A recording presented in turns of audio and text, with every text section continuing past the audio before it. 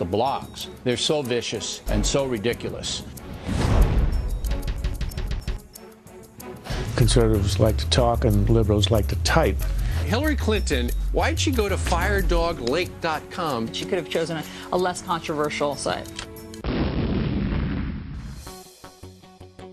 Is this sort of the start of a witch hunt, sort of almost vigilante? Radical internet assassins. McCarthyism watching these people. Media Matters targets conservative guys. There is a witch hunt on. The power and influence of the left-wing blogosphere is alarming even some liberal journalists. Quote, the smart stuff is being drowned out by a fierce, bullying, often witless tone of intolerance that has overtaken the left-wing sector of the blogosphere.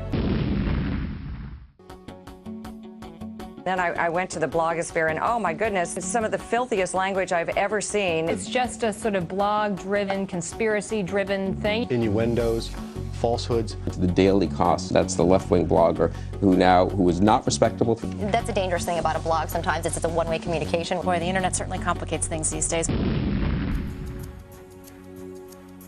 Extremists like Move On are actually blackmailing the Democratic presidential candidates. You know, Obama did not want to cut off funding for the troops. He got savaged by the left-wing bloggers. It just seems that the left are never held accountable.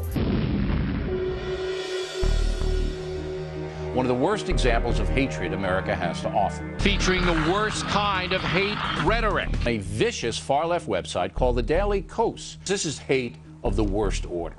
It's like the Ku Klux Klan. It's like the Nazi Party.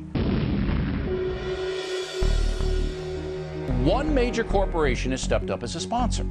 That company is JetBlue. Does JetBlue subscribe to that kind of thinking?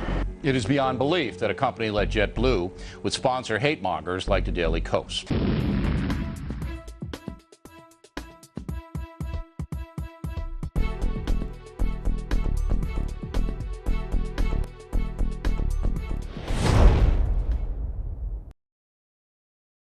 By the way, the latest from the Kos website has a posting calling for the violent overthrow of the government. Great.